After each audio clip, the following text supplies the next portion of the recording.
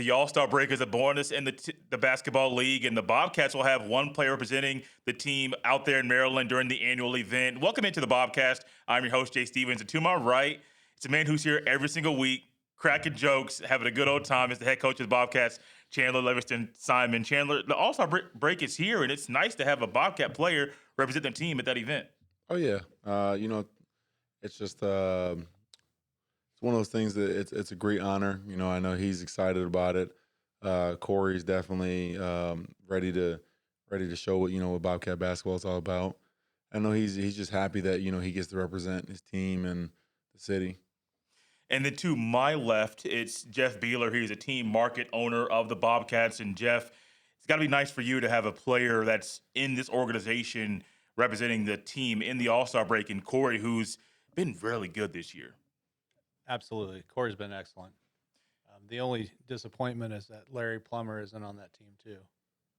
See, that's where I think the push of you or Chandler could try to talk to the people behind the scenes, people that we don't know about, to try to, hey, you look at his numbers, you see his games. I know you go to the game and watch him play. He needs to be in the All-Star game. That's where you can maybe have the conversation. Well, Larry's numbers are actually better than they were last year when he was on the All-Star team. Yeah. And our record is better. So there may or may not have been a phone call or two that happened. And the unofficial explanation maybe so if you perspective wise, if you put it in, there's about 80 guards that are those like top level guards that are averaging about 20 to 30. Bigs wise, there's 20, 25. Okay. So it's a lot easier to pick from the bigs than it is the guards. Right. Guards, you have to have a lot more discernment. You kind of pick guys and different things like that. So I guess that was there's two guards. There's 2 point guards that are averaging 25 right now. Is your team having the success that the Bobcats is having? One of them is Phoenix, and I think they're 9-1. Okay. Not Phoenix. The New York Phoenix? They're 9-1. Yeah. And the other guy is somewhere out west. I don't remember where, but they're not doing bad. They have a winning record. Right. I think they may have lost 3 games, or they're maybe 2 or 1. I don't know, but I assumed, Jeff, when the season started that Larry would be there. I knew Corey had an opportunity. I knew there were other players on the team that had an opportunity. But I assumed that Larry would be a guy that would be at the All-Star game. And it feels weird. I don't really care about the conversations. It just feels weird that he's not there. I agree. You could speak your mind. However, it's Corey's been so dominant. I can see, unfortunately, leagues like to spread the wealth. And we have a lot of wealth here in Kokomo. So there may be people that have seen you at games, that see you walking around talking to people, chit-chatting, but they don't know your role with the team. What is your day-to-day role with the Bobcats? I really don't have one. Okay. I support Chandler and Sam. I mean, we've set up a good organization. We've got great people to run the Kokomo Bobcats. I have a full-time job. Yeah. And I'm a fan and just support those guys. Why did you decide to get into ownership with the team? Because Mark Jansen tricked me. No, I'm just good job, Mark. Good job. I love basketball, and seemed like a great opportunity to bring something to Kokomo. I'm from here, grew up here, and huge basketball fan, huge pro fan, college, high school. What's your favorite? Who are your favorite teams? That would be Purdue Boilermakers and Indiana Pacers. Okay. So Bobcats. Yeah, well, obviously. Yeah. Bobcats. That's a given, obvious. Chandler. Come on now. Everyone kind of assumes that that's already going to be there. You don't have to say it. He just knows that the Bobcats. I will say my favorite team to date, Chandler may or may not have been on. So the year 2 team when we went to Albany. So what happened that year? Oh, we lost in the was it Eastern? Yeah. I don't know how it's conference or region. I don't know how they. I think it's a region, but it's Yeah, We won the Midwest. We're in the Final Four. Yeah, Final Four. Yeah. Yeah, we were in the Final Four. Oh wow. Okay. Won the first game, went out to Albany, and I think we were within 6 points with a couple minutes to go, and The wheels fell off. wheels fell out. Yeah. Tell me more. Tell all of us more, because I wasn't even thinking about moving to Kokomo at that time. And I want to know more about what happened. I'm not trying to bring up like women. This is gonna make you cry. Like I don't want you to shed a tear right now. But Well, I mean, there was confetti that fell. Yeah, that was fun. Fair amount of the guys just sat out there just watching the celebration. I glanced back and then walked out. I was like, yeah, I don't want to watch this. But yeah, they. Well, one thing that Kokomo has, and this is why I said Kokomo is probably one of the best places you play basketball. Our fans were so loud they thought we had pots and pans. oh, Yeah. So they're like, yeah, bring your pots and pans from home to to cheer on patroon, cheer on your patroons, whatever. yeah. And then they had that place rocking. Wow. Yeah. Wow. And to kind of bring this back around, the most dominant player in Game 1 was Corey Boyd. Yeah. Corey was on that year 2 team. I'm sorry, not year 1, year 2. Yeah. You talked about the first time you met Corey. Yeah. And about his basketball skills. And I think Sheen was here. You talked about him having guard skills, but being a bigger body guy. Yeah. Was that something that happened that year where he was able to use his guard skills as a bigger player? That kind of was one where people couldn't figure him out? Yeah, I mean, it definitely played a part into it. And that's one thing that's always been super interesting. He's an interesting player. Yeah. Because, I mean, there's very few people that kind of have that skill set and build. Mhm. I mean, I'm just trying to think. I'm like NBA wise, like I'm Probably Zach Randolph, maybe bigger version. Maybe, but like Zach Randolph couldn't like he was better in the post. I don't know if Zach Randolph could like go to the top of the key, then break a guard down off the dribble, and then drive past him and score. I could be wrong, but I never have thought about Zach Randolph being that athletic. maybe Cat, Yeah, but Cat shoots better than he does shoot better. I don't know. But also, I don't know if you let Corey shoot though. I don't know. I tell him we work on shooting all the time. Okay. Yeah. So like if he has an Actually, you know open what? three, he can. Julius Randle. I like that. I like that. Corey can shoot. I think it's a comfort level. Yeah. You know, he's always been a score in the box and in the paint guy. So Yeah, I mean, like, so we'll do shoot, like, probably when I leave here, we're gonna probably do a shooting workout. Okay. Well, I'll take that back. We'll probably do a mix of that, and I'm gonna beat him up a little bit. I want to be a fly on the wall for that. I just want to see what it's like to be in a shooting drill, but also the beat 'em up style, whatever kind of. Oh, he gets annoyed with me I bet he does, because I'm laughing the whole time. but he gets annoyed with the refs too. Yeah. But like half the time he has a reason to get annoyed with some of the things that are being sometimes a little nitpicky. it's like Shaq. Okay. Yeah. On what play doesn't Shaq get fouled Yeah, 5 times in minutes or something? And it's just hard to ref. it is. Yeah.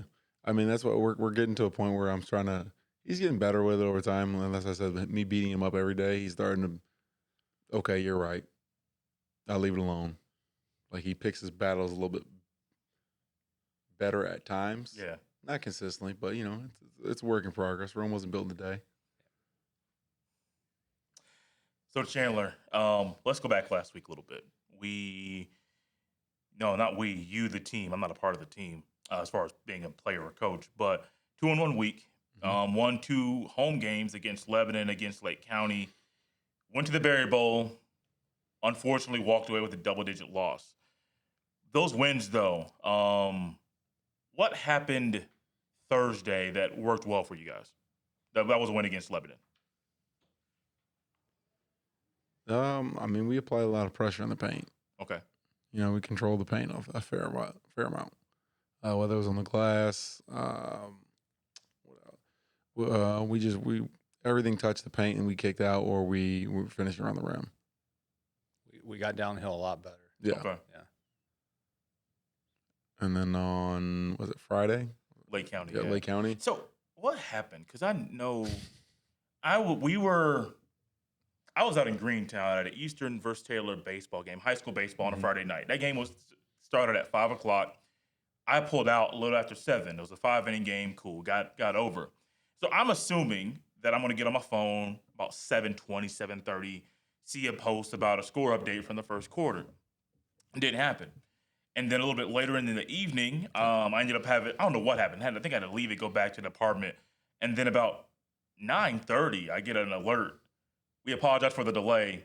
The game was a little bit late starting. It was a first quarter score. What happened? I don't fully know what happened, but I know they were late. Okay. That's generous. And by the way, I love it when Bobcat fans say "we." I like to hear that. So it's okay if you say "we." I tried to. I also tried not to. The professional person in me wants not to say "we," but the fan in me wants to say "we." I mean, you're with us enough at this point. Yeah, you're part of an integral part of the team. You play a role, a pretty decent role. Yeah. Yeah. So you can say we. I think one of my favorite parts about this show is getting to get the off the court conversations. Chandler and I did a show last week. It was 35 minutes or whatever, but we never get to do like a one-on-one conversation. It's generally him and a player. But we just cut up and joked around. I tell everybody, like the BobKast, it's a show about the team. We don't talk a lot of basketball all the time. It's more off the court stuff and getting to know him, getting to know the players, and even you. Like, it's fun to get to know what makes the individual who they are. I just love that. I love every part of that. Yeah, I mean, it's definitely a good time, and also a place I get to joke around a little bit from time to time. So no complaints with that. Does he have any jokes in his bag that he just pulls off randomly to kind of catch you off guard? He's got a few. A few? Probably not a. Probably more of a private conversation. I love it. Keep it PG. I love it. So, Jeff, you don't know this. One of my things to do on the show is to purposefully push buttons on people. And I know buttons to push with him that I can do, and he just doesn't care. But, like, one of my goals, and I told Brady this, is to try to figure out the right button to get someone to say something where it's like, I want to say something I probably shouldn't say. But I want to try to keep it PG on the show. No, I love that. But no, I do always those conversations where it's like, I can't say it too much to the wrong person. I mean, you almost got me earlier. He did? No, you did. Almost got me earlier. When? With a all-star conversation. Oh, yeah, I did. He said there's That was on purpose. I know. That was definitely on purpose. Will you be going out to Maryland for the All-Star game? I will not. We No? have family Okay. events this weekend. Our boys are coming back Oh, nice. from college, so we'll be spending Easter with them and at church. So. Nice. Are they off at Purdue? Ball State. The youngest ones are at Ball State. I love that. So I have a oldest daughter is a Purdue grad, and I have an IU grad who's at Utah in a chemistry PhD program. Okay. And then Miles, the youngest, is a freshman at Ball State. Okay. And Connor is a junior. So Junior in high school? no, Ball State. Boston. Okay, so both are two freshmen. at Ball State. Yeah. Okay. Was it? I can only imagine how tough it was for you to have one of your kids go off to IU. It's a great school. Here's the thing. I've never heard a Purdue fan say that IU is a great school until now. No. IU's a great school. They're not a good basketball program. Okay. Don't get that crossed. Okay. I mean, I think Purdue is ranked 1 or 2, and I think that's about the same amount of players IU has at the moment. Is that isn't that right? I think so. So, I think so. What church do you guys go to? Abundant Life. Nice. Yeah. Nice. Have you been there for a while? Yeah. Okay. A few years. Okay. Charlie Wright. And prior to that, I went to Bethel Tabernacle, and Steve Brandstetter, who is one of him and Boston are two of our biggest fans. Boston was a ball boy for quite a while. Now he's in Fudge's basketball program, Faith and Discipline. So, and he's one of the stars on that team. Okay. Boston Brandstetter. Remember that name. I will do my best. That boy's going to be a player. I'll do my best. Yeah. Is he like a 5th grade, 6th grade kid right now? I believe so. Yeah. Okay. Yeah. Okay. I think he's 5th. Okay. Oh, you know him? Yeah. He's like He's been ball boy basically since like the start. He's been around. Like, he's always been around like everything. Well, and one of the great things about Boston is he and Steve have been Pacer fans, and my wife and I and Miles, our youngest, would see him at the Pacer games all the time. And Boston's always getting autographs. He was just a cute little kid. He'd work his way to the front, and he had more autograph and memorabilia than anyone I've ever seen. So, speaking of Fudge, he was on the show talking about Faith and Discipline, coaching them, and briefly mentioned the challenge it's going to be on the team and coach at the same time. How have you seen him be able to balance both of those? Because that challenge alone of coaching at any level plus playing, that's difficult to do. Yeah, I mean, he's done a pretty solid job with that. He's been working the schedule around. Okay. Actually, a fair amount of the guys have been helping with that too. Oh, nice. I know Corey coached the 6th grade team. Was it on Monday? I think Monday. Monday, yeah. He coached one of the teams on Monday. Okay. And then apparently Corey got really into it. We need footage of that. Yeah. So, yeah, he got like super into it. There's footage somewhere. I Okay. think Fudge said it's somewhere, but he was up yelling. He was up and down, running. Like, yeah, he was. I told you, like with Corey loves the kids. You did. Yeah. Anything like with Corey's all for the kids. He was at the school when you guys went recently. Mm-hmm. And he had a big old smile on his face. Yeah, he was in the stands, slapping hands, doing all that, dunking. Corey, literally during practice, he's like, nah, my knees hurt. I don't know. Chan, I don't know about today. And then as soon as we get in front of the kids, hey, that's my workout for the day, Chan. That's the second one, right, Chan? No, we still got another workout later. Nice try.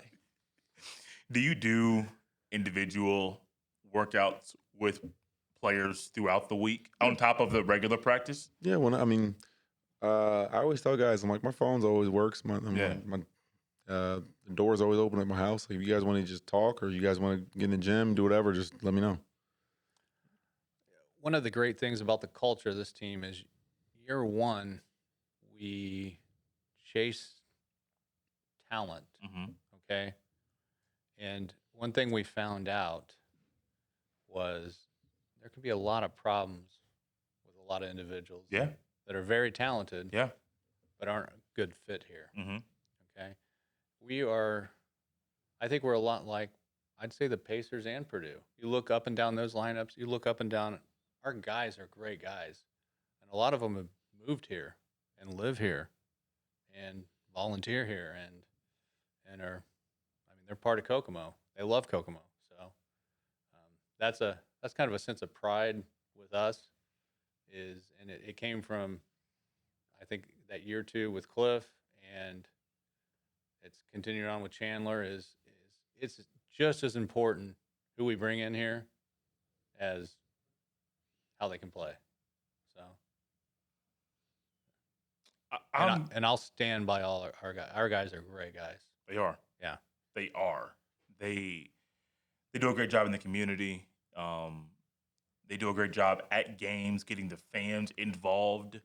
Just the community involvement, just in the intimate setting of being in a gym. They do a great job there.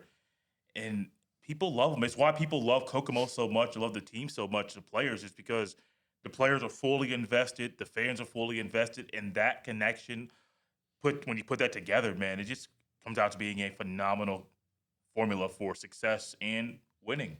Yeah. I mean, guys definitely, they buy into what we got going on here. it's known around the league too at this point. Yeah.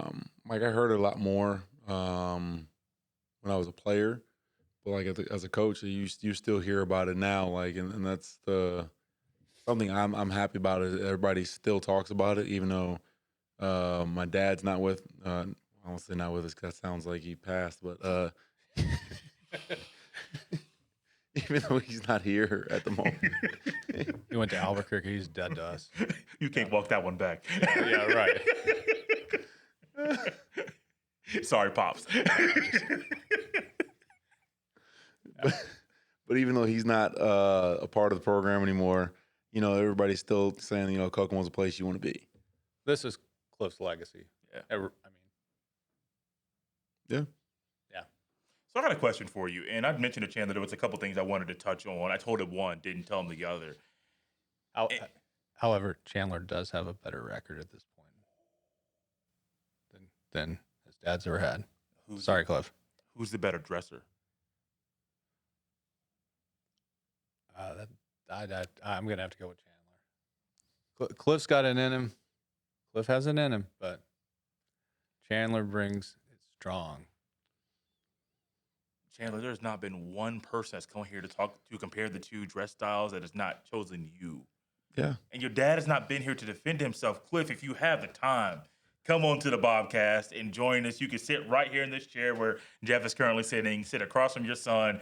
And I want to talk about this with you, Cliff, because I want to get a father-son back and forth about this. Because I know if I talk to my dad about me and him dressing when I used to wear suits all the time, he would say, boy, you got that from me. You didn't get that from yourself. You literally, in his closet. He probably will say that. Got his suits, got his shirt, got his tie, made it my own. He's like, no, you got your style. You literally, it's like Michael Jordan and Kobe. Like, Kobe is trying to be Mike. My dad would say, you're trying to be me. Your dad may say the same thing about you, that you're trying to be him. I mean, there was one day you could say that. I wore those big pants. That was it. That's the only day. Now he slimmed down a bit. He definitely did. But no, he still wears those. My sister jokes about it still. She's like, yeah, those bellowing pants that whoosh in the wind. So every time he walks, just whoosh. It's like windbreaker. It's like a windbreaker pants. Those things, you just feel them, just rub them together. That friction makes all that noise. So I'm curious, Jeff. There's a lot of basketball coaches around the country, the TBL, NBA, all different levels. And one thing I noticed when I look at Chandler is his hair is different than most other coaches. I don't know really a coach out there that has braids or has his hair out and long and stuff like that. And was that a concern among anyone that was trying to figure out who would replace Cliff when looking for the next coach? Chandler's a great coach. He was a worthy candidate, but his hair is longer. Was that an issue at all in the hiring process? I never thought about it. So I guess not. I mean, I wouldn't either, but it's just different. I think I talked to Chandler about this one time, but Yeah. the fact that there's a lot of black kids, black boys probably looking at you right now saying they got braids or they have longer hair, and you're doing it at this level. They're saying, man, if he can do it and not be told to change, I can do it too. Yeah, I mean, I guess when you know someone, Yeah. You look at their character and Yeah. they're not their characteristics. I mean, and I have a staffing company, Mhm. and we're in 6 different states and several cities here in Indianapolis. And yeah, if you don't know someone and they come in with purple hair and a tattoo and on their face and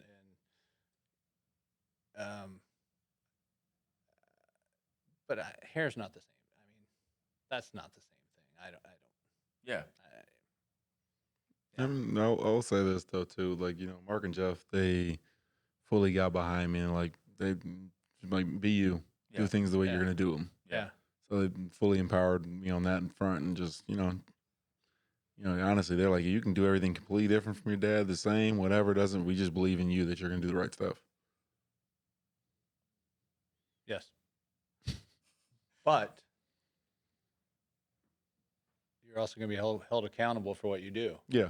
So, I mean, you got to trust the people and let them go, and know you're having good people represent you. And we knew that with Chandler. He's saying a lot of nice stuff about you right now. Your head could be getting real big. Fans would not be happy if after the All-Star break, the Bobcats start to flop like they're LeBron James on a basketball court. Yeah. And all of a sudden, it's loss. Don't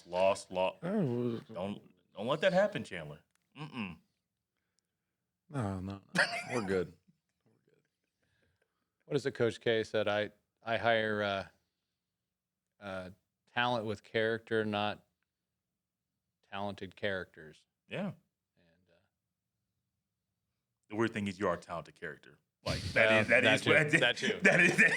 is a good way to describe Chandler. You are a talented character. No, but one thing I see in Chandler is this is a guy that can coach in the G League, that can be on the back of an NBA bench, because he understands the game from every level, the college level, the pro level, and he's very, very smart, and he works very well with people. So I think he's got a bright future. What's funny is he's been saying this since year 2, since I was playing. Since he was one, yeah. Well, he's got a great understanding of the game and what needs to happen. Let's move on into the rest of the season after the All-Star break. We talked a little bit about what happened before in the last 3 games about the Bobcats. I almost said the wrong team name. The Bobcats had last week. But looking forward to what's coming up after the All-Star break. The Bobcats return to the basketball court on April 24th in the Bobcat Bowl. Can we go ahead and say that, even though you guys lost there the last time? No? We'll till we win there. Wait a minute. Y'all are 0-2 there. Yeah. Jeff, what happened in the last game when they lost to Logansport? We need to play better. Yeah. I mean, I think we fell in love with the perimeter 3-point shot. We quit driving the ball to the hole. We were gashing them inside, and all of a sudden one guy will shoot a bad 3, and the next three out of 4 possessions, that's what happens. One dribble, one shot. When that happens, you disengage the other team on the or your teammates on the defensive end. It's just, we didn't play how we play when we're successful. When this team plays correctly, I mean, we're very potent. We're not a great shooting team. We're a good shooting team. Yeah, that's fair. That's fair, yeah. But when we take the right shots, we shoot a lot higher percentage. Would you say something similar from your standpoint? Oh, yeah. Yeah? 100%. I do not disagree. The other thing is, I think when you're 9-1 going into that game, I think from an edge standpoint, we didn't have it. Yeah. We had to, we're gonna win this game. We're gonna be 10-1. I mean, there was, I think there was a little bit overconfidence, and when you're playing other great players, and a lot of these guys on the other team, and they're very good, accomplished players. What's the IU guy? Fennessy. Fennessy, yeah. I mean, went to McCutcheon. A lot of the kids in the area played against him their whole life. I mean, he's a heck of a good player. And they had what was number 15? Mosley. He I think he won 2 national championships in college, or won a national. Yeah. Was it at he played for Jaron Hilson. Yeah. I don't know if you remember him. Yeah. So he came in for my dad a few times. Okay. Ended up playing in West Virginia. Okay. And he's actually the assistant coach down at Langston. Oh, wow. Down in Oklahoma. Yeah. So yeah. So he I'm pretty sure he's won a national. They either were in the national. He's won a lot of basketball games in his basketball career. I know that. Okay. So and when you're not on your game, in your right mindset, and you're playing a great team, it's hard to win. It's very tough to win. I believe that's the only team that's beat you guys. Yep. This year. I forget what the result was of the game in Canada. I know that doesn't factor into the record for the TBL. But then the Bobcats do return home on the following day on April 25th. It's a Friday. A Friday night game for the Battle of the Belt. Once again, it's a game against Lebanon. You guys have been playing pretty well with them. I know there was a game that was pretty closer than the one last week with Lebanon, but you guys have done a good job of just handling that team. There have been some battles, but you've done a good job of battling and being victorious at the end of the day. Yeah. I mean, Lebanon's always one of those teams, and I tell everybody this, they're going to be in the game no matter what. Yeah. Because they're always a good shooting team. They also lead the league in three-pointers attempted. That's insane. So when you shoot the ball well and you're shooting at that amount, you're gonna be in games. And I mean, the only time that they haven't been in a game is the one game they had against St. Louis, and I think they lost by like 20-something because they just had the worst shooting night they've had the whole season. Are you looking forward to that first time playing St. Louis? I think it's in May. Yeah, May 3rd. May 3rd. It's a Saturday. Yeah. Oh yeah, I'm definitely looking forward to that. St. Louis is always a battle. Yeah.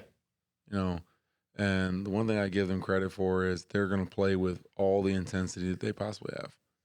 And then I know Nate's going to make adjustments. He never comes with the same strategy twice. So it's always a chess match with them. Do they still have the same core of players they had from a year ago? I think it's the exact same team. Okay. Wow. Well, actually, it's about they added, so with Cincinnati not playing this year, they picked up the big man from Cincinnati. Ooh, okay. And they also picked up the two Davenport brothers. They're good. And then they are good. Maybe, I think also Pat White is over there as well. I could be wrong. He might have played a few games. I'm not sure. But I feel like I've seen Pat White play for somebody else this year because his name came up. And I don't know if it was social media where I found it or if it was on. That might have been Pat Terrell. Okay. Because he's playing for Lake County. Okay. That might be it. Do you have a bitter taste in your mouth whenever we talk about St. Louis? Does your mood kind of go down? I respect St. Louis. Yeah. I don't, on the court,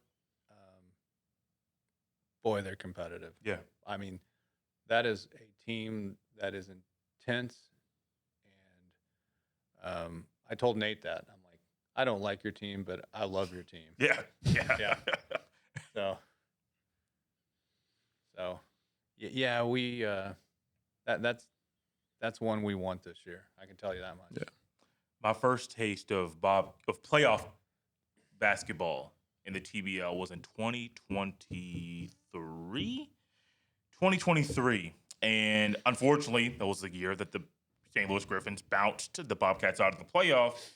But I had watched a few games, and I started getting into Bobcats basketball. I was really gravitated towards your dad, his coaching style, and yes, his dress and the way the suits he put on. Yes, big pants. I was happy at that point too. But I remember in those battles with St. Louis, I walked out of there like I was upset. Not so much like I was watching a Pacers game. That's a little bit different. That's watching Pacers my entire life. But I got really annoyed. I wasn't even living in Kokomo at the time. I got really annoyed with St. Louis, and it wasn't even so much the loss. It wasn't what happened after the game. It was the loss. The loss itself still sits with me. I remember where I sat. Remember where some thoughts going through my head as I walked out. I'm like, man, this is crazy. And that team still, I'm not a part of. I don't play. But I know St. Louis is a team that if you think Lebanon and Kokomo battle and you haven't watched Bobcats basketball for a couple of years, when St. Louis comes to town May 3rd, you will want to be there. It's going to be one of those games. You get your popcorn ready. Chandler's probably going to bring out a Sunday's best. Jeff might come in eager to talk more trash than normal and have a good old time. But that's definitely going to be probably one of the better, not just better attended games, but just better basketball games all around by both teams. I think it's going to be a phenomenal battle on both sides. Well, St. Louis is like the old Detroit Pistons. They're nasty. They're gritty. We've got more. We're the Bulls, and we got to find a way to get past the Pistons. So we have to find a way to get past St. Louis. That is our hill to climb. So Chandler will make a comment.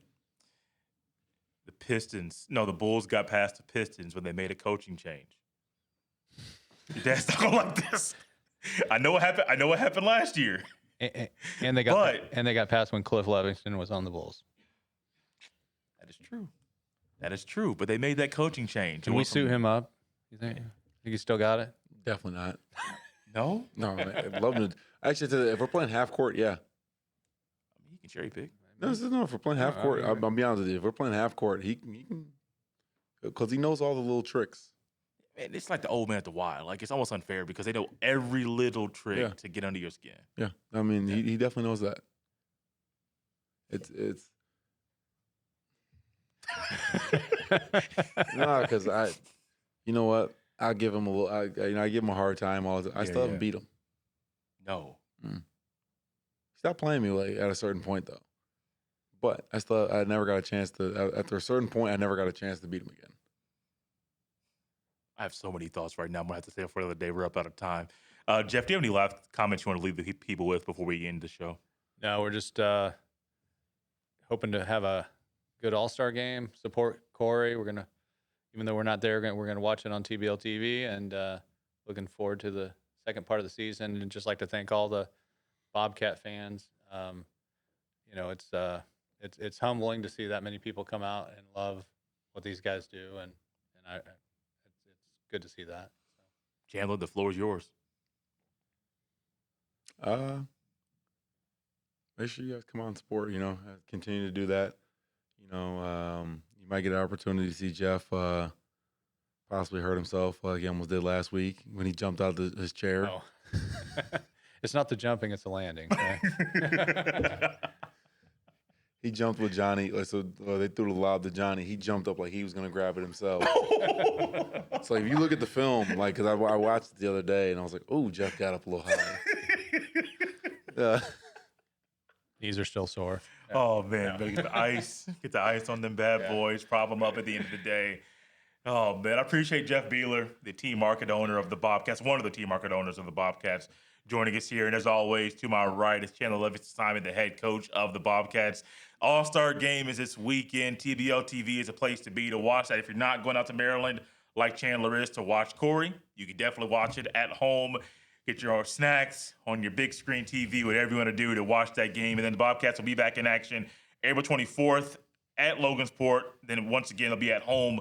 Next home game is April 25th against Lebanon. Guys, this has been the BobKast. We'll see you next time.